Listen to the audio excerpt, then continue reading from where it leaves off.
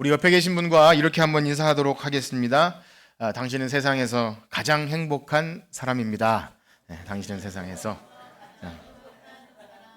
정말 그렇게 생각이 되십니까?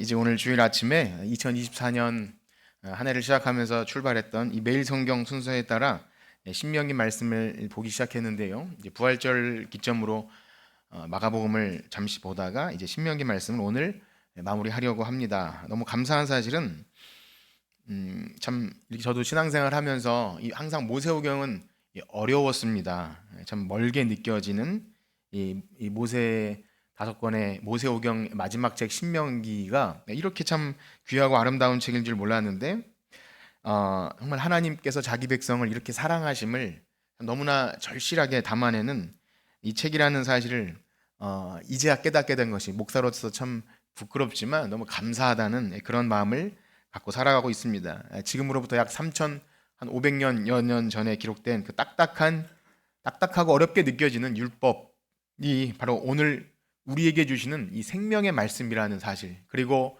그 말씀이 참 꿀과 송이꿀처럼 우리 시편의 고백처럼, 그리고 가뭄에 내리는 단비처럼 우리의 마음을 참 촉촉하게 적셔 주시는 그런 하나님의 사랑이 느껴질 때 이제 신명기 말씀이 마무리가 되어도 굉장히 오랫동안 여운에 남고 다음에 다시 이 말씀을 볼 때 또 이렇게 기억이 날 것 같습니다. 그러니까 매일 성경을 보게 되면 한 6년 주기로 성경 한 권이 이렇게 돌아가는데요. 저에게 굉장히 유익한 그런 시간입니다. 그래서 바라기는요, 저의 오늘 이 주일 아침에 저의 인간의 부족함으로 인해서 하나님의 그 사랑과 열정들이 설교로 다 담아내지 못한다 할지라도 하나님께서 친히 역사하시고 성령님이 여러분들을 감화 감동하셔서 오늘 이 말씀을 하나님 말씀이라고 믿고 들으러 나오신 여러분들의 참 듣는 귀가 열리고 마음 문이 활짝 열려져서 이 하나님의 은혜와 사랑을 깊이 깨닫는 여러분들 되시길 주님의 이름으로 축복합니다. 자, 그렇습니다. 신명기 말씀이 꽤 길었지만 역시 처음부터 하나님은 모세를 통해서 하나님의 계획을 드러내셨습니다. 하나님께서 자기 백성을 향해서 무슨 계획을 가지고 계신지 계획을 이미 드러내셨는데요. 그것이 무엇입니까? 바로 백성들로 하여금 하나님이 누구신지 알게 하는 것, 여호와 하나님이 누구신지 알게 하는 것과 그리고 그 하나님이 자기 백성에게 반드시 복 주시기 위함이다. 이것을 알게 하기 위함이었습니다. 우리 성경 두 절을 한번 볼 텐데요. 신명기 8장 3절을 한번 같이 보도록 하겠습니다. 신명기 8장 3절 시작. 너를 낮추시며 너를 줄이게 하시며 또 너를 알지 못하며 내 조상에 알지 못하던 만나를 내게 먹이신 것은 사람이 떡으로만 사는 것이 아니요 여호와의 입에서 나오는 모든 말씀으로 사는 줄을 내가 알게 하려 하심이라. 아멘. 여호와의 입에서 나오는 모든 말씀으로 인생은 산다. 또 한 구절 읽을 텐데요. 8장 16절입니다. 조금 넘어가면 16절이 있는데요. 시작. 내 조상들도 알지 못하던 만나를 광야에서 내게 먹이셨나니 이는 다 너를 낮추시며 너를 시험하사 마침내 내게 복 주시려 하심. 아멘. 그렇죠. 말씀드린 대로 하나님이 누구신지 알게 하시고 그 하나님만이 복의 근원이다. 그것을 알게 하시려고 하나님이 다 계획이 있으신 거예요. 이스라엘 백성을 때로는 참 저주가 섞인 말과 또 광야에서 시험 당함과 이 모든 과정들은 하나님이 누구신지 알게 하고 하나님만이 우리의 복의 근원이시다. 그런데 그것을 알기까지 지금 우리가 읽으신 바대로 하나님이 이스라엘 백성에게 어떻게 하시냐면 낮추시며 시험하사 줄이게 하시고 광야에서 만나를 먹게 하신다는 겁니다. 그럼 만나가 얼마나 참 신비한 물질입니까? 우리는 한 번도 본 적이 없지만 하늘에서 음식이 내리는데 그 눈처럼 하얀 가루처럼 내리는데 그것을 체험한 시간은 그들을 낮추시며 줄이게 하시는 그때 오는 비상한 은혜입니다.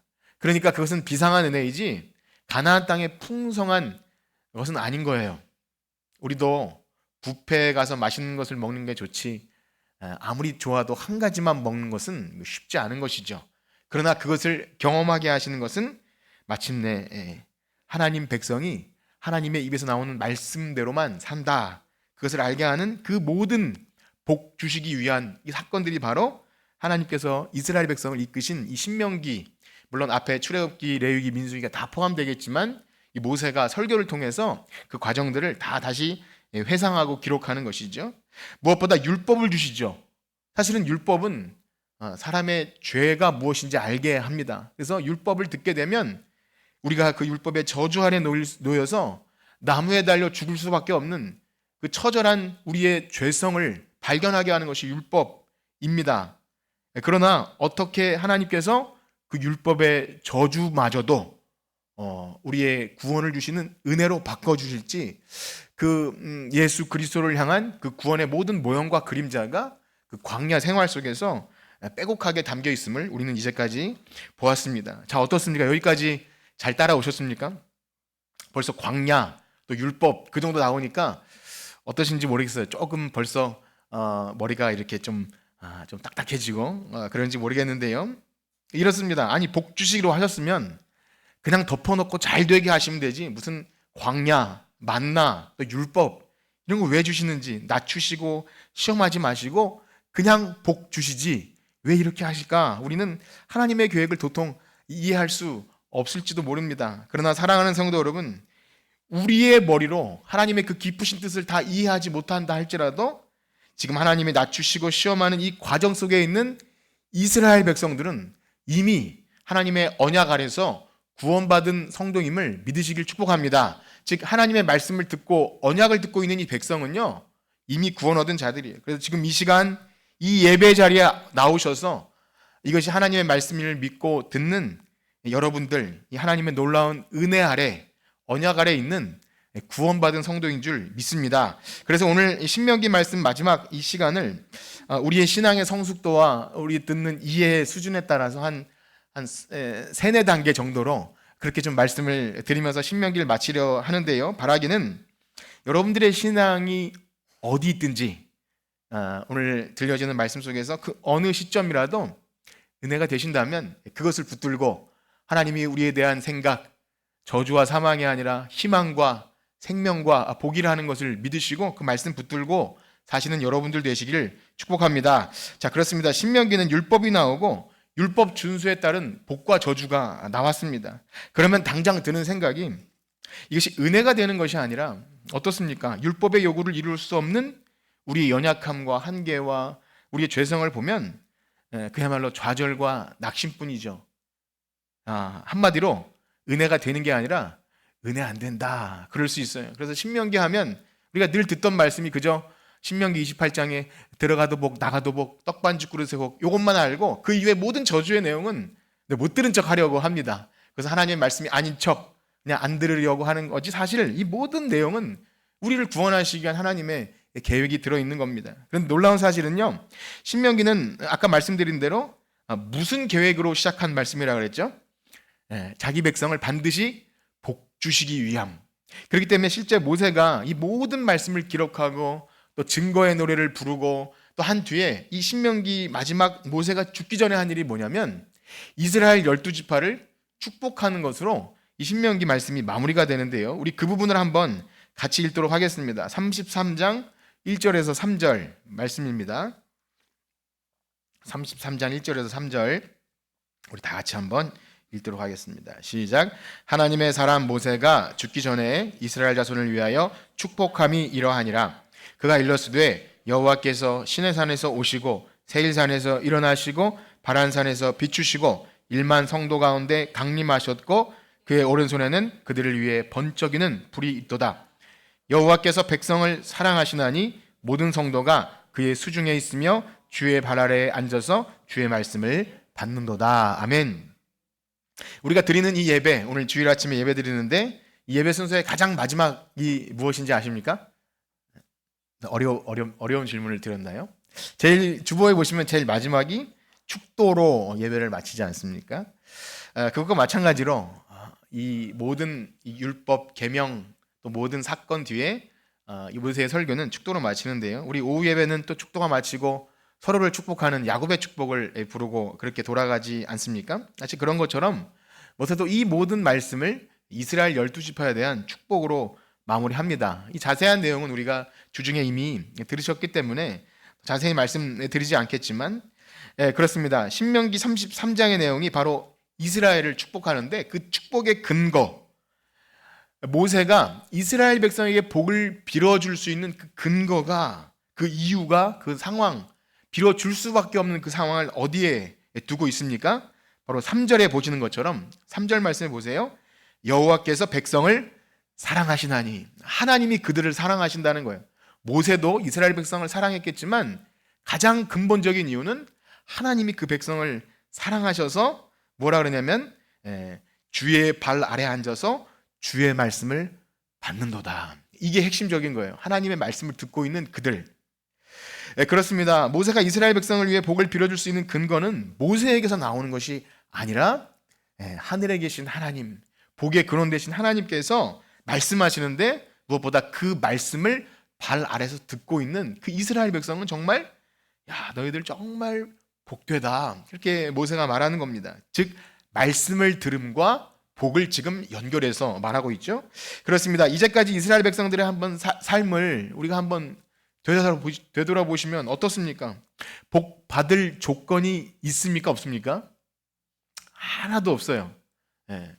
우리 어린 아이들도 매일 성경하면서 이스라엘 백성 삶 보면 아빠 왜 이스라엘 백성은 맨날 이렇게 불순종만 해요? 이렇게 말할 정도로 참 어처구니가 없어요. 그렇게 하나님이 놀라운 기적을 통해서 홍해를 건너게 하시고 광야에서 엄청난 바위에서 물을 내셔도 틈만 나면 불순종, 우상숭배, 패역함과 어떻게 이럴 수 있나 싶을 정도로 삶의 구석구석은 율법의 기준으로 따지면 그저 저주받아 죽을 인생이라는 것을 가감없이 드러냅니다. 성경은 절대 사람을 미화시키지 않고 그대로 보게 하시고, 또 중요한 사실은 성경은 무엇이죠? 성경은 바로 우리를 비추는 거울입니다. 믿으시나요? 이스라엘 백성을 보면서 이들은 왜 이러지가 아니라 바로 우리가 저주받아 죽을 인생이구나, 이것을 발견하게 되는 것이 성경입니다. 그러나 우리가 기억할 것은 이스라엘 백성이 하나님 말씀을 잘 들어서 구원받은 것입니까? 아니면 하나님이 주권적으로 자기의 기쁘신 뜻대로 구원하신 것입니까? 질문이 길었죠? 1번, 말씀을 잘 들어서 구원받은 겁니까? 아니면 하나님이 그냥 구원해 주신 겁니까?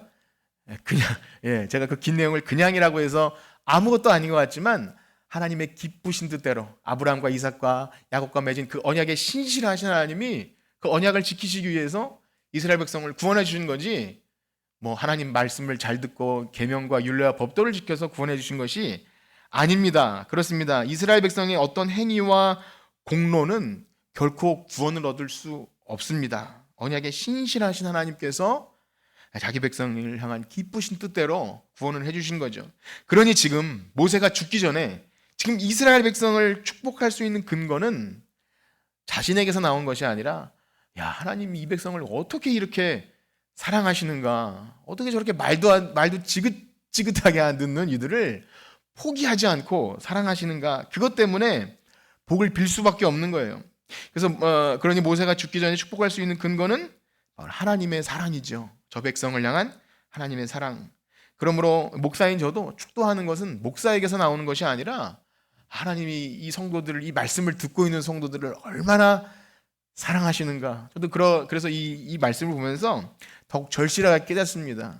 어떤 능력 있는, 어떤 말씀 잘 전하는 어떤 것이 아니라 하나님의 사랑, 이 백성을 포기하지 않는, 그리스도의 사랑에서 결코 끊을 수 없는 여러분들을 향한 사랑이 누군가를 통해 복을 빌어주게 될 줄 믿습니다. 그렇습니다. 그 높으신 하나님께서 이 땅에 친히 내려오셔서 자기 백성들에게 말씀을 들려주심, 이거 정말 어마어마한 사실입니다. 왜 그렇습니까? 죄인들은요, 하나님의 영광을 대면하여 볼 수 없습니다. 하나님과 우리 사이의 간극은 너무나 커서 언약을 맺을 수조차 없어요. 즉 하나님이 우리와 언약을 하시지만 이러한 조건을 우리가 충족시켜서 하나님께 복을 받을 근거를 마련해 낼 수가 없는 거예요. 우리는 이것을 잘 아셔야 됩니다. 우리가 이 땅에서 어떤 기복신앙을 가지고 사는 것, 그것이 나쁘다 좋다기보다 내가 이러한 일을 했으므로 하나님 복을 주세요 라고 말할 수 있는 자격과 근거는 0.0001%도 없는 거예요. 하나님의 전적인 은혜로 복 주시기를 작정하셨기 때문에 복을 받는 것이지, 내가 이러한 일을 해서 내가 하나님 약속을 잘 지켰으니까 이건 귀엽게 봐주시는 것뿐이지 우리에게서 그런 것이 나올 것이 전혀 없는 것입니다. 그렇습니다. 사람이 무엇을 함으로 율법을 지키거나 공로를 쌓음으로 하나님께 복을 바라고 상급을 바랄 수 있는 근거는 우리에게 없습니다. 그러니 지금 하나님께서 친히 강림하셔서 이스라엘 백성에게 말씀하시는 이 사건은요, 인간으로서는 가히 상상조차 할 수 없는 놀라운 은혜 사건이 벌어진 거예요. 믿으시길 축복합니다. 우리가 하나님이 계심과 그분의 말씀을 듣는 것은요, 구약 시대에도 어마어마한 사건이지만 지금 우리에겐 이 엄청난 사건입니다. 은혜의 보좌 앞에 담대히 나갈 수 있도록 예수 그리스도께서 그 성소의 휘장을 찢어 놓으신 사건은 우리가 이룰 수 없는 이 놀라운 예배 자리에 있는 것입니다. 그래서 이스라엘 백성을 향한 이 12가지 이 12지파를 향한 축복은요, 그것을 근거로 합니다. 모세가 자기가 뭐 엄청난 것이 있어서 내가 복을 주겠다, 전혀 그런 것이 없어요. 하나님이 이 백성을 얼마나 사랑하시는지, 그래서 그 복의 내용을 한번 보시면 신명기 말씀이 이렇게 복된 내용인가 싶을 정도로 막 그냥 엄청난 축복의 내용이 쏟아지는데요. 그렇게 축복을 마치고 나서 모세가 이렇게 마무리를 합니다. 오늘 본문인데요, 우리 26절에서 29절까지를 다시 한번 읽도록 하겠습니다. 26절에서 29절입니다. 시작. 여수르니여 하나님 같은 이가 없도다. 그가 너를 도우시려고 위엄을 나타내신도다. 영원하신 하나님이 내 처소가 되시니 그의 영원하신 팔이 내 아래에 있도다. 그가 내 앞에서 대적을 쫓으시며 멸하라 하시도다. 이스라엘이 안전한 것이며 야곱의 샘은 곡식과 새 포도주의 땅에 홀로 있는 곧 그의 하늘이 이슬을 내리는 곳에로다. 이스라엘이여 너는 행복한 사람이로다. 여호와의 구원을 너같이 얻은 백성이 누구냐? 그가 너를 돕는 방패시요 내 영광의 칼이시로다. 내 대적이 내게 복종하리니 내가 그들의 높은 곳을 밟으. 아멘. 여러분, 여수른이 무슨 뜻이라 그랬죠? 여수른? 여수른은 이스라엘의 애칭입니다. 마치 그 젊은 부부가 요즘에 아기를 임신하면 태명을 지어준다 그러는데요. 그런 얘기 많이 들었어요. 뭐 이렇게 복댕이 뭐 이런 거 지어주는 것처럼 잘 되라고 그렇게 태명을 지는 것처럼 사랑하는 자녀 또 사랑하는 사이에 애칭 같은 것이 있지 않습니까? 사랑하는 아내나 남편, 여자친구나 남자친구가 이렇게 전화를 걸어오면 여러분 휴대폰에 좀 사랑하는 사람 이름은 어떻게 뜨죠? 뭐 이렇게 이름 석자 뜨진 않지 않습니까? 물론 이름이 굉장히 중요하긴 하지만 뭐 우리 자기라든지 뭐 하트 이렇게 해서 표시하더라고요. 목사님들도 그런 것이 많이 있어요. 전에 노예에서 족구를 하려고 했는데 휴대폰이 이렇게 있지 않습니까? 전화가 오는데 굉장히 거룩해 보이는 목사님 휴대폰에 그 아내 이름 굉장히 닭살스럽게 이렇게 막 귀요미 뭐 이렇게 써 있더라고요. 근데 저도 최근에 휴대폰 저희 아내를 바꿨습니다. 원래 사모님이었습니다. 박사모님이었는데 바꿨어요. 은혜 아니면 살아갈 수 없네 이렇게 바꿨습니다. 전화 올 때마다 그걸 보면서 훨씬 더 느낌이 다르더라고요. 그래서 그 여수른은 하나님께서 자기 백성을 너무 사랑하셔서 애칭을 붙인 겁니다. 우리 기뻐하는 자, 우리 복덩이 뭐 이렇게 붙인 것이 여수른입니다. 사실 이스라엘도 야곱의 다른 이름이지 않습니까? 원래 야곱이었는데 야곱은 속이는 자인데 하나님이 야 너가 나를 이겼다 이스라엘로 바꿔주셨고 이사야에 보면은 이스라엘을 뭐 헵시바, 뷸라 뭐 이렇게 해요. 사랑받는 아내, 뭐 신부 이렇게 바꾸시는 거죠. 하나님이 그들을 얼마나 사랑하시는지 그렇게 부르는 게 여수른입니다. 그러니 지금 모세가 이스라엘 백성을 가만히 보니까 야 여수른의 하나님이 이런 하나님이 없구나 지금 이렇게 말하는 거죠. 그의 백성을 얼마나 사랑하시는지 하나님이 너를 처소로 삼으신다. 그들 가운데 거하시기 위해 성막을 짓고 내가 너희의 하나님이 되고 너희는 내 백성이 되리라. 이것을 성취하시기 위해 성막을 지으시지 않습니까? 내가 그들 중에 거하는 처소를 만들겠다. 영원한 발로 안아주시고 안전한 곳에 거하게 하겠다. 이 내용이 이 모세가 하는 내용이죠. 하나님의 마음을 그대로 담아냅니다. 이스라엘이여 너는 행복한 사람이로다. 여호와의 구원을 너같이 얻은 백성이 누구냐? 막 탄성을 자아내는 거죠. 이 백성을 보니까 모세가 이 백성을 보니까 원래 잘했으면 이 정도가 아닌데 이렇게 지긋지긋하게 말을 안 듣는데 하나님이 그들을 포기하지 않는 거예요. 그러니까 너무 감동인 거죠. 사랑하는 성도 여러분 어떠하십니까? 하나님의 말씀을 듣는 자의 복, 하나님의 발 아래에서 이 말씀을 듣고 있다는 이 사실 자체가 하나님이 우리를 얼마나 사랑하시는지를 여러분 믿으십니까? 그런 은혜가 있기를 축복합니다. 우리가 이 땅에 태어나서 하나님이 계심을 알고 이게 생명의 말씀을 알고 듣고 있는 이 자체는 너무 놀라운 복이죠. 그 사람의 행위나 외모가 어떠하든지 간에 이 예배 자리에 나와서 하나님 말씀을 듣고 있는 여러분은 정말 세상에서 가장 복된 행복자들인 줄 믿습니다. 그래서 저는 그런 생각을 좀 했습니다. 지난주 오후 예배 시간에 좀 죄송한 말씀인데요. 오후 예배가 얼마나 피곤합니까? 그래서 식후에 그 충곤? 식후에 그것을 이기지 못하고 주무시는 분들이 이 오전보다 훨씬 많으셔요. 본인들은 아니라고 하시겠지만 잘 주무셔요. 그런데 그런 생각이 들었어요. 오후 예배를 없앨까? 이런 생각을 잠시 했습니다. 그런데 이 말씀을 읽으면서 그런 은혜를 주시더라고요. 제가 이제 목장 우리 리더들을 통해서 기도 제목도 받고 이렇게 잠시 권사님들과 얘기 나눌 때 그렇게 잠을 못 주시는 분들이 있어요. 두통과 또 여러 가지 아픈 것과 그래서 잠을 그렇게 못 주무신대요. 고통스러우시대요.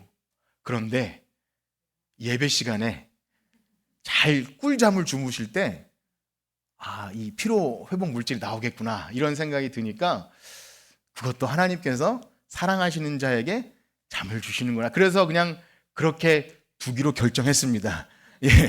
꿀잠을 주무시길 축복합니다. 그래서 교회다, 하나님 말씀이다 생각하시고 주무시더라도 집에서 못 주무시니까 교회 나와서 주무신 은혜. 그러나 코는 골지 마시고 옆에 사람이 혹시 건드리시더라도 화내지 마시고 인정하시고 또 그렇게 예배 드리시길 바랍니다. 그렇습니다. 이것도 하나의 단계인 거죠. 이스라엘 백성이 어떤 모습으로 살았건 그 행위가 어떻고 얼마나 패역한 인생들이건 그들을 누가 사랑하신다고요? 하나님이 사랑하셔요. 하나님이 사랑하시는 줄을 누가 저주하겠습니까? 우리 민수기서에 보면 발람이 그렇게 이스라엘 백성을 저주하려고 해도 하나님이 사랑하는 백성을 저주할 수가 없는 거예요. 입이 붙어서 떨어지지가 않아요. 결국 축복하게 되는 것 하나님의 사랑입니다. 그걸 보고 모세가 감탄하죠. 그런데 더 놀라운 사실은 이렇게 하나님 말씀을 듣고 있는 구약 성도들도 이렇게 복되고 정말 사랑받는 자다 이렇게 얘기하는데 그것도 사실은 모형과 그림자입니다. 뭐라고요? 모형과 그림자. 중간 단계예요. 사실 그것도 아직 실체가 이루어지지 않은 상태입니다. 무엇이죠? 광야에서 먹던 만나가 아닌 하늘에서 내려온 산떡 예수 그리스도 주님께서 그 말씀이 육신이 되어 이 땅에 오셨죠. 그리고 그 말씀이 어떻게 우리와 하나 되십니까? 내 살을 떼어서 주시면서 받아 먹으라.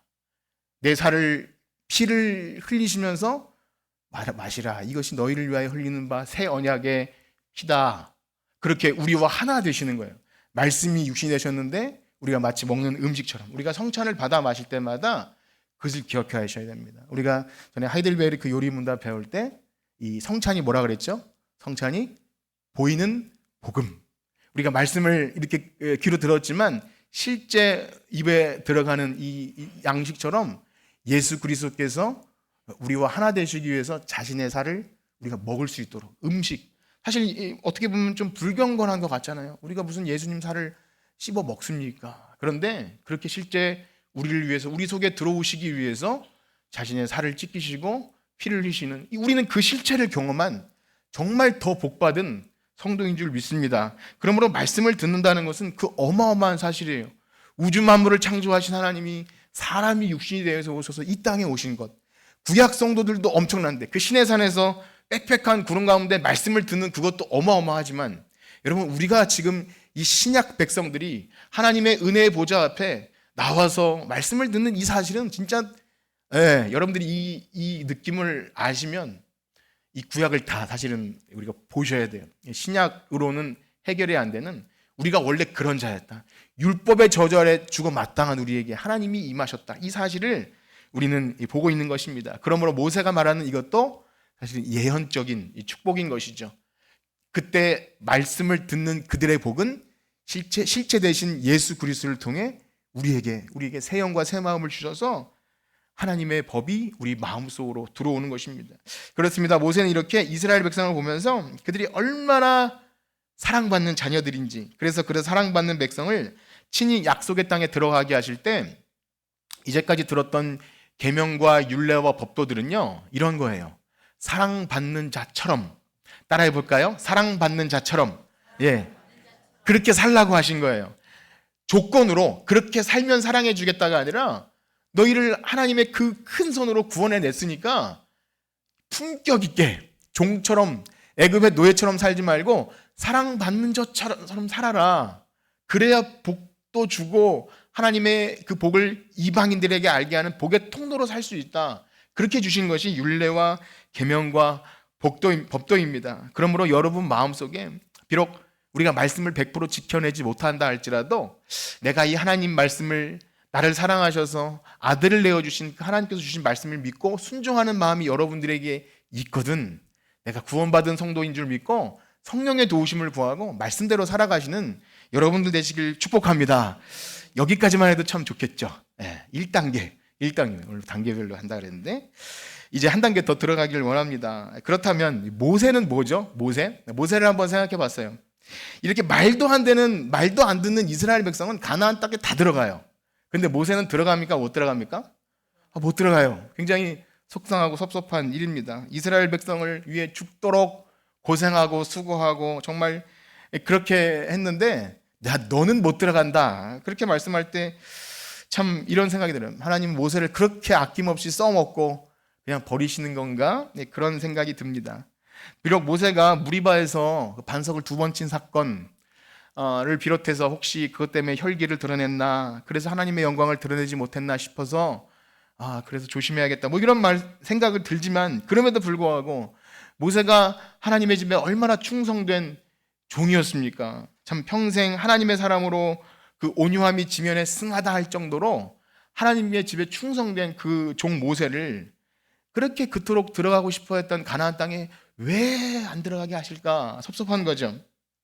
그러나 한 단계 더 들어가고자 하는 말씀은 뭐냐면 결코 하나님이 모세를 덜 사랑하시거나 그를 써먹고 버리는 그러한 일이 아니라 하나님은 모세를 끔찍히 사랑하셨어요. 그럼 믿으시나요?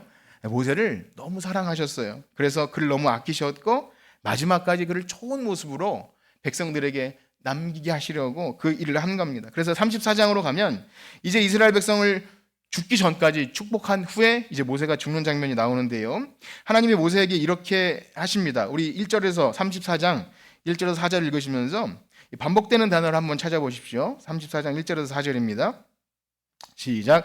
모세가 모압 평지에서 맞은편 비스가 산 꼭대기에 이르매 여호와께서 길르앗 온 땅을 반까지 보이시고 또 온 납달리와 에브라임과 므낫세의 땅과 서해까지의 유다 온 땅과 네겝과 종려나무의 성읍 여리고 골짜기 평지를 소알까지 보이시고 여호와께서 그에게 이르시되 이는 내가 아브라함과 이삭과 야곱에게 맹세하여 그의 후손에게 주리라 한 땅이라 내가 내 눈으로 보게 하였거니와 너는 그리로 건너가지 못하리라. 아멘. 혹시 반복되는 단어를 찾으셨습니까? 하나님이 하신 일 중에서 동사 중에서 1절에 보면 맨 끝에 어떻게 되어 있죠? 보이시고 그 다음에 3절 끝에 어디까지 보이시고 모세에게 계속 뭘 보여주세요. 가나안 땅이죠. 그 땅을 구석구석 모세와 함께 서서 야 저거 좀 봐라 이렇게 보이시는 거예요. 그러고 나서 다 하시는 말씀이 뭐냐면 내가 내 눈으로 보게는 하였지만 너는 그리로 건너가지 못하리라 그렇게 하셔요. 참 그렇습니다. 어떻게 생각하면 들어가지는 못하지만 보기는 해라 배려하시는 것처럼 느껴지기도 하고요. 또 반대로 생각하면 이런 거죠. 어떤 분들은 뭐 당뇨가 있거나 어떤 음식을 체중 관리해서 못 먹고 있는데 야 먹지는 못하지만 보기만 해라. 그럼 그 뭐죠? 그 사람에게 약 올리는 거 아닙니까? 다이어트를 실패하기 위해서 뭐 이렇게 약 올리는 것밖에 되지 않는다는 그런 좀 우스꽝스러운 말씀도 드려봅니다. 그래서 굳이 이렇게 하지 않으셔도 미리 여러 번 말씀하셨는데 왜 이렇게 반복적으로 하나님이 보게 하시지만 들어가지는 못한다. 왜 이렇게 반복하실까요? 그런데 이건 여기만 나오는 말씀이 아니라 애초에 신명기 처음부터 하나님이 이 말씀을 계속 반복하셨습니다. 우리 한번 확인해 보도록 할 텐데요. 신명기 3장 27절 앞으로 쭉 가면 이런 말씀이 있었습니다. 한번 읽어보겠습니다. 시작. 너는 비스가 산 꼭대기에 올라가서 눈을 들어 동서남북을 바라보고 내 눈으로 너는 요단을 건너지 못할. 아무리 좋은 소리도 한두 번인데 그렇게 하셨어요. 또 중간에 또 나옵니다. 32장 49절에서 52절인데요. 우리 한번 교독해 보도록 하겠습니다. 제가 먼저 읽겠습니다. 너는 여리고 맞은편 모압 땅에 있는 아바림 산에 올라가 느보산에 이르러 내가 이스라엘 자손에게 기업으로 주는 가나안 땅을 바라보라. 내 형 아론이 호르산에서 죽어 그의 조상에게 돌아가는 것 같이 너도 올라가는 이 산에서 죽어 내 조상에게로 돌아가리니 이는 너희가 신광야 가데스의 무리바 물가에서 이스라엘 자손 중 내게 범죄하여 내 거룩을 이스라엘 자손 중에서 나타내지 아니한 까닭이라. 내가 비록 내가 이스라엘 자손에게 주는 땅을 맞은편에서 바라보기는 하려니와 그리로 들어가지는 못하리라. 아멘. 이제 이렇게 두 번 정도 말씀하시고 사실 더 말씀하셨을 수도 있죠. 그리고 실제 34장 오늘에 이르러서 말씀하신 대로 보여주시죠. 산에 올라가서 보여주는데 너는 못 들어간다. 하나님은 왜 도대체 모세에게 이렇게 하시는 걸까요? 어떻게 보면 가혹하게 여겨지기도 하고 어떻게 보면 희망 고문하시나 여겨지기도 합니다. 그러나 사랑하는 성도 여러분, 이것은 하나님이 모세에게 들어가지도 못하는 것 그냥 보기만 해라 이런 일이 아님을 우리는 아셔야 합니다. 오히려 하나님 모세를 너무나 사랑하셨고요, 모세로 하여금 이 땅에 잠시 있다가 사라질 썩어질 것을 얻고 거기서 만족하는 것이 아니라 영원한 하나님 나라, 썩지 않고 쇠하지 않는 영원한 나라를 바라보게 하신 줄 믿습니다. 그렇습니다. 썩지 않고 쇠하지 않는 영원한 땅, 하나님께서 다정하게, 여러분 한번 보세요. 우리가 세상에서 그런 말을 하죠. 사랑하는 사람은 같은 곳을 본다, 이런 좀 닭살 돋는 그런 게 있는데요, 서로 마주보고 뭐 그런 게 아니라 같은 곳을 향해서 보고 가는 것. 하나님이 지금 모세에게 하시는 일이 그거잖아요. 야 모세야 일로 와봐라, 저기 봐라, 내 백성에게 저 땅을 줄 거야.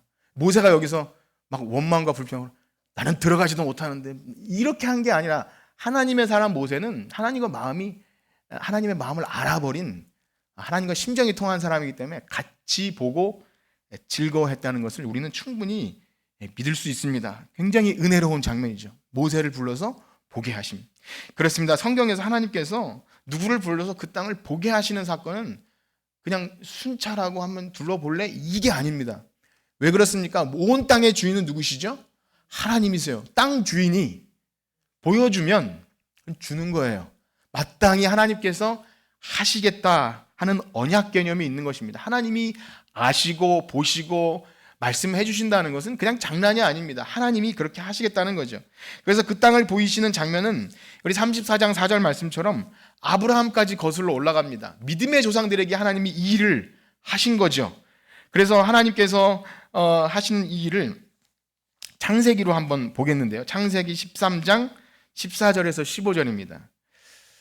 아브라함에게 하나님이 하신 일이에요. 우리 같이 읽어보겠습니다. 시작. 롯이 아브라함을 떠난 후에 여호와께서 아브라함에게 이르시되 너는 눈을 들어 남쪽 그리고 동쪽과 서쪽을 바라보라. 보이는 땅을 내가 내 자손에게 주리니 영원히 이르리라. 아멘. 아브라함에게도 하나님이 이렇게 하셨죠.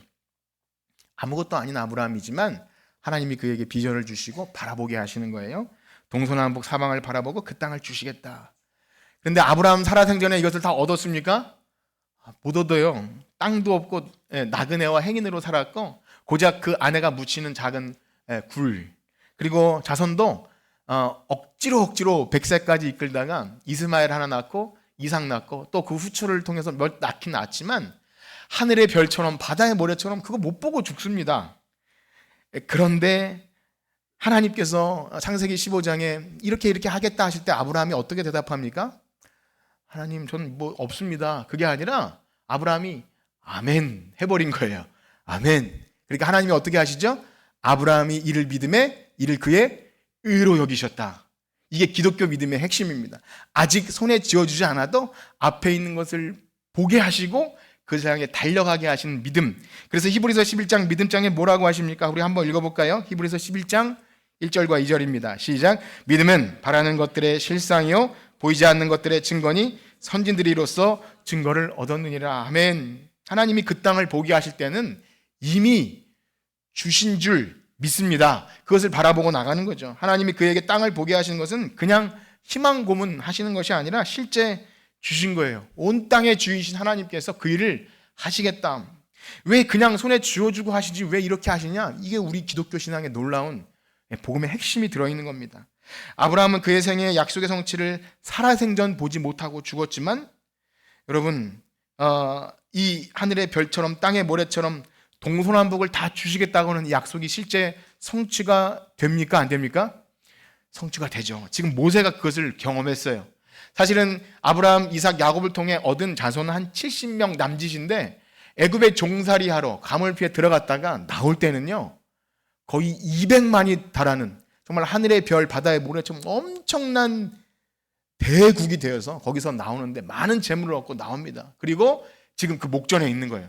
그 가나안 땅 그 벳볼 맞은편 그 비스가산에 올라가서 하나님이 야 내가 이렇게 하지 않았냐? 모세에게 보여주실 때 그가 그의 육신을 가지고 그 땅에 들어가지 않아도 하나님 그렇군요. 하나님 살아계신 하나님이십니다. 그것을 모세에게 깨닫게 하신 거예요. 언약하시고 성취하시고 보게 하신 하나님, 그것을 믿는 믿음을 우리가 이 믿음의 조상들에게 하신 방식이 오늘 우리에게도 그렇게 주는 것입니다. 그러니 모세가 어찌 하나님을 믿지 않을 수가 있겠습니까? 비록 자기의 육신은 들어가지 못해도 언약에 신실하신 하나님께서 자기 백성들에게 그 일을 이제까지 해 오셨으니 정말 그가 하나님을 사랑하고 신뢰하는 하나님 종이면 하나님 옳습니다. 하나님 그렇게 하십시오. 저는 못 들어가도 괜찮습니다. 이렇게 기쁘고 즐거워했을 거라고 믿습니다. 그렇습니다. 이것이 바로 자기 백성을 다루신 하나님 믿음의 방식이세요. 그것이 믿음의 조상 아브라함으로부터 오늘 우리에게까지 그 모든 후손들에게 보이시고 기다리게 하시고 성취하시는 마침내 예수 그리스도를 이 땅에 보내시는 하나님의 언약이 이 구속사를 이끌고 가십니다. 그러므로 하나님이 이 모세의 인생의 마지막을 통해서도 놀라운 일을 보이시는 거예요. 이 땅에 썩어질 것들을 바라고 소망하면서 마지막까지 거기 들어가서 그 구차하게 그러는 것이 아니라 영원한 땅을 소망하는 성도의 모습을 보이시고 그걸 모델 삼으신 것입니다. 우리가 모세를 볼 때 그의 어떤 무덤이나 이런 것이 아니라 영원한 땅을 바라보게 하신 그 참 죽는 순간까지 모세를 너무나 사랑하신 것이죠. 저는 저와 여러분들의 인생의 마지막이 이렇게 되기를 축복합니다. 정말 이 땅에 썩어질 것을 바라보면서 전전긍긍하는 것이 아니라 영원한 하나님 나라의 그 얻어질 것들 때문에 하나님이 바라보게 하신 것을 같이 보며 이 땅을 살아가다가 나그네와 행인처럼 살아도 산소망을 가지고 사는 성도, 우리 성경 말씀 한 구절 읽어보겠는데요. 베드로전서 1장 3절에서 4절입니다. 우리 같이 한번 읽겠습니다. 시작. 우리 주 예수 그리스도의 아버지 하나님을 찬송하리로다. 그의 많으신 긍휼대로 부활하게 하심으로 말미암아 우리를 거듭나게 하사 산소망이 있게 하시며 썩지 않고 더럽지 않고 쇠하지 않는 유업을 있게 하시니 곧 너희를 위하여 하늘에 간직하신 것이라. 아멘. 사실 가나안 땅에 들어가는 것 자체가 구원이 아닙니다. 구원받은 성도의 하나의 과정에 불과한 거죠. 모형과 그림자입니다. 어차피 그 땅에 들어가도요, 이스라엘 백성은 매일 전쟁해야 되고 또 시험의 유혹에 넘어가야 되고 때로는 어떤 아간과 같은 사람은 범죄하다가 죽게 되는 일이 있어요. 그 땅에 들어가도 그게 천국이 아닌 겁니다. 실패하는 일이 있고요. 그래서 이 땅에 영원한 안식이 없다. 그렇게 말합니다. 결국 이스라엘 백성은 그 땅에서 다 쫓겨나요. 그렇습니다. 구원받은 성도로 이 땅에 살아가면서도 우리는 늘 언제나 실패와 좌절을 경험합니다. 그렇지 않습니까? 육신의 한계와 연약함, 죄의 유혹에도 빠지게 하고 또 질병의 고통이 있고 사랑하는 사이의 관계에서도 어려움을 우리는 늘 겪습니다. 피할 수 없습니다. 가족 간에도 서로 하나 되고 싶지만 그렇게 되지 않은 어려운 관계들이 여전히 우리의 삶에 있고요. 그러한 것들이 죽는 순간까지 우리에게 있을 겁니다. 그러나 그때 성도는 무엇을 바라봐야 합니까? 하나님이 바라보게 하시는 것. 영원한 이 땅이 아니라 영원한 우리의 육신의 한계로 죄로 인해 아픔들, 상처와 슬픔, 더 이상 그것이 없기에 성도는 그 영원한 나라를 바라보고 소망하는 것인 줄 믿습니다. 그것이 있기에 하나님이 모세야, 넌 그 땅에 들어가지 못하지만 나와 함께 있자. 모세가 얼마나 하나님이 그 말씀하실 때 기쁘고 참 감사하게 순종했겠습니까? 그렇습니다. 만약 모세가 굳이 고집 부려서 하나님, 전 눈에 흙이 들어가기 전까지 가야겠습니다. 그래서 가나안 땅에 들어갔다고 한번 생각해 보세요. 엄청난 능력을 가지고 출애굽의 산증인 아닙니까? 그 10가지 재앙. 사람들이 모여서 그때 어떻게 그렇게 했습니까? 물어볼 때 아마 모세 종교가 생겨났을 거예요. 모세 종교. 실제로 이스라엘 백성은 뭐만 있으면 갖다가 우상을 만들어요. 그 광야에서 들었던 노뱀을 가지고 실제 우상처럼 섬기고 그런 이스라엘 백성에서 모세가 있었다면 엄청난 모세 종교가 됐을 거예요. 그러지 않아도 120세대가 된 모세는 눈이 흐리지 않고 정정한데, 만약에 모세가 조금 고집부려서 하나님 전 반드시 들어가야겠습니다, 그렇게 했다면 어떻게 되죠? 이제까지 모세가 하나님의 사람으로 하나님의 집에 충성된 종으로 살았던 모든 것은 꽝이 되는 거예요. 꽝. 다 사라져 없어지는 겁니다. 자기 고집, 자기 욕심, 자기 공로가 드러나면 하나님의 영광은 없는 겁니다. 그러니 무엇이죠? 그토록 바라던 가나안 땅에 못 들어가게 하시는 것도 하나님의 놀라운 은혜인 줄 믿습니다. 하나님 그를 너무나 사랑하셔서 배려하신 거예요. 그래서 이후에 모세의 무덤이 어디 있는지조차 알 수 없다. 34장은 그렇게 기록합니다. 우리 5절에서 8절까지 한번 같이 읽겠습니다. 5절에서 8절입니다. 시작. 이에 여호와의 종 모세가 베푸올 맞은편 모압 땅에 있는 골짜기에 장사되었고 오늘까지 그의 묻힌 곳을 아는 자가 없느니라. 모세가 죽을 때 나이 120세였으나 그의 눈에 흐리지 아니하였고 기력이 쇠하지 아니하였더라. 이스라엘 자손이 모압 평지에서 모세를 위하여 애곡하는 기간이 끝나도록 모세를 위하여 30일을 아멘. 우리는요, 하나님께서 성도의 죽는 순간까지 하나님의 손에 있음을 믿어야 합니다. 우리가 때때로 우리가 사랑하는 사람이나 자식이나 우리의 죽는 것이나 이런 모든 것들이 어떤 방법이나 이런 것들이 우리의 머리로 수용이 안 될 때 그것조차 하나님의 인도하심이라고 말하는 것을 견디지 못하는 순간이 때때로 있습니다. 도대체 하나님은 왜 이렇게 하시는 걸까? 그러나 우리는 기억해야 합니다. 하나님은요, 성도의 죽음을 귀하게 여기시는 줄 믿습니다. 그래서 요한계시록 14장 13절에 보면 이제부터 주 안에서 죽는 자가 복이 있다. 성령이 이르시되 그러하다. 그들의 수고를 그치고 쉬리니. 사랑하는 성도 여러분, 주 안에서 죽는 자가 복된 줄 믿습니다. 이것이 그 다음 단계입니다. 오늘 신명기가 맞춰지기 때문에 제가 조금 더 말씀을 전해드릴 텐데 걱정하지 마세요. 오늘 오후 예배는 이렇게 다른 곳에서 우리 함께 예배드리기 때문에 이 말씀을 다 드리기 원하는데요. 주 안에서 죽는 자의 복됨을 알지 못할 때 어떻게 되죠? 어떤 사람은요, 당장 내 자식 혹은 내 질병 이런 발생할 때 그 순간에 하나님의 인도하심이고 나발이고, 하나님 이 문제 해결해 주지 않으면 전 하나님 안 믿겠습니다라고 그렇게 불신앙과 분노를 감추지 못하는 경우를 때때로 보게 됩니다. 그러나 우리는 잘 생각하셔야 됩니다. 진시로 주 안에서 죽는 자가 복된 줄 믿습니다. 이것을 아는 자가 진짜 행복한 사람이에요. 모세는 하나님이 부르실 때 기쁨으로 순종하면서 오히려 이스라엘을 축복하고 그와 함께 그 자손들이 들어갈 그 땅을 바라보며 기쁘게 눈을 감습니다. 물론 육신적으로는 자신이 죽고 나면 걱정도 되겠죠. 저는 저 불순종하는 백성들이 그 땅에서 하나님 섬기면서 살까 걱정되겠지만, 진짜 목자 되신 하나님께서 그들 앞서서, 여호수아에 그렇게 말하죠. 너희보다 앞서서 하나님이 하시겠다.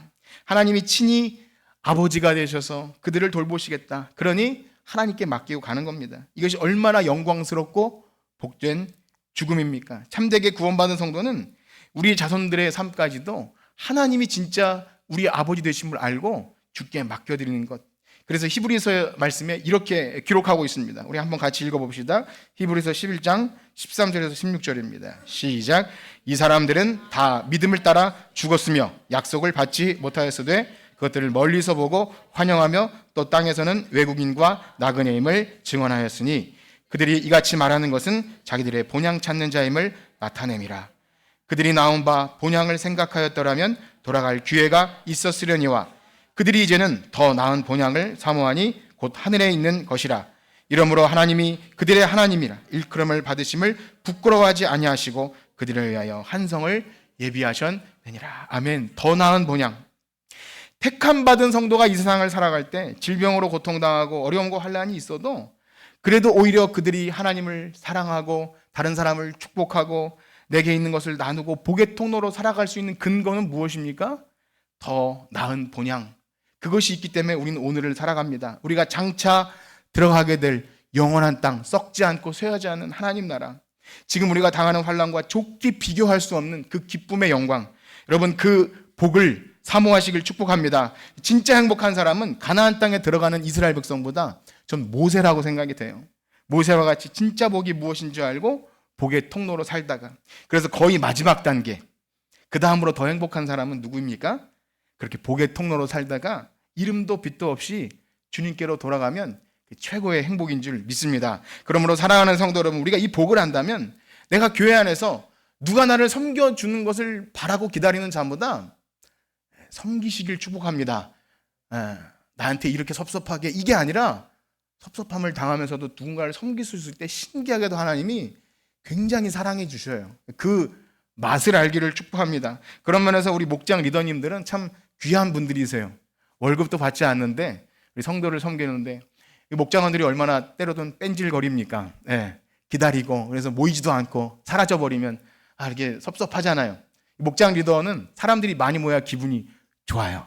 저도요, 설교하려고 이렇게 섰는데 여러분들이 앉아 계시면 너무나 감사합니다. 없으면 섭섭해요. 그런데 우리 목장 리더를 볼 때 얼마나 수고하고 애쓰며 기도 제목을 저에게 이렇게 적어주실 때 여러분 그 수고 여러분들이 안 알아주셔도 그들은 하나님이 여러분들을 얼마나 사랑하시는지 알기에 그 일을 감당하는 줄 저는 믿습니다. 그렇습니다. 하나님께 쓰임 받고도 내 수고와 공로 이런 것 내색하지 않고 주님이 나를 얼마나 사랑하시기에 이 일을 하는지 안다면 그것이 가장 행복한 사람인 줄 믿습니다. 우리 옆에 계신 분과 인사합시다. 가장 행복한 사람으로 살아가십시오. 가장 그렇습니다. 이제 말씀을 마치겠는데요. 모세는 그 땅에 들어가고 싶어서 간절히 구했습니다. 하나님 말씀하셔요. 그만해도 족하니 이 일로 구하지 말라. 마치 바울에게 그렇게 말한 것과 같죠? 바울이 하나님께 이 질병 가져가 달라고 하니까 내 은혜가 내게 족하다. 하나님의 응답을 듣고 바울이 어떻게 하죠? 그러므로 내가 크게 기뻐함으로 내 약한 것을 자랑했다. 모세도 그랬을 거라 믿어요. 들어가고 못 들어가고가 상관이 아니라 하나님이 나와 같은 것을 바라보고 계시면 저는 그걸로 충분합니다. 그렇습니다. 가장 행복한 사람은 최고의 단계는 하나님과 같은 곳을 바라보는 성도입니다. 그러게 내가 원하는 것보다 하나님이 이끄시는 것이 가장 본때인 줄 알기에 내가 원하는 방식대로 사라지지 않아도 하나님이 나를 더 좋은 길로 인도하심을 아는 것, 그게 가장 사랑받는 성도인 줄 믿습니다. 그러므로 사랑하는 성도 여러분, 한번 생각해 보십시오. 당장 여러분들이 내일 죽는다고 했을 때 가장 아쉽고 섭섭한 것 무엇이 있습니까? 한번 생각해 보세요. 당장 내일 죽는다고 했을 때 가장 아쉽고 섭섭한 것 무엇이 가장 눈에 밟히고 내가 이걸 못했는데 혹 아쉬운 것이 있습니까? 그런 것은 없습니다. 그런 것은 하나님이 다 알아서 하실 거예요. 그러므로 진짜 하나님의 복을 받는 성도는 죽음을 아쉬워하거나 슬퍼하는 것이 아니라 주 안에서 잘 죽는 자인 줄 믿습니다. 다시 한번 인사합시다. 주 안에서 잘 죽읍시다. 감사합니다. 혹 아쉬운 것이 있다면 주님이 나에게 주신 건강, 시간 그것 가지고 복의 통로로 최선을 다해 살다 가야 되는데 그것 못하고 죽으면 아쉬운 거죠. 그러니 사랑하는 성도 여러분, 주님이 주신 사명, 여러분들의 건강과 시간 주실 때 아낌없이 주님과 함께 같은 곳 바라보고 살아가시다가 주님 만나시는 여러분들 되시길 주님의 이름으로 축복합니다. 기도하겠습니다. 하나님 아버지, 모세는 우리의 연수가 70이요 강건하면 80이라 그 연수의 자랑은 수고와 슬픔뿐이요 신속히 가니 우리가 날아갑니다. 그렇게 고백했고, 다윗도 우리가 먼지뿐이며 인생의 날과 풀과 같고 영화가 꽃과 같아서 바람이 지나면 그 있던 자리도 알지 못한다. 인생의 허무함을 이야기합니다. 그러나 주님, 우리의 질그릇과 같은 인생에 우리의 자신의 초점에 맞추는 것이 아니라 하나님이 바라보게 하시는 그 땅, 썩지 않고 쇠하지 않는 영원한 땅을 주님과 함께 바라보게 하신다면 우리의 삶은 가장 귀하고 복된 행복자인 줄 믿습니다. 하나님 아버지, 간절히 바라옵고 원하옵는 것은 우리 교회 성도들의 삶이 그렇게 우리의 짧은 인생에 초점을 맞추고 아쉬워하며 근심하며 이 땅에서 더 잘 되기를 바라는 것이 아니라 우리의 죄를 사해 주시고 영원한 하나님 나라를 허락해 주신 하나님의 은혜가 우리의 인생의 가장 최고임을 믿고 우리의 의손들도 우리 하나님께서 책임지심을 믿고 참되게 주 안에서 죽는 복된 성도들 되게 하여 주시옵소서. 감사하며 예수님의 이름으로 기도합니다. 아멘.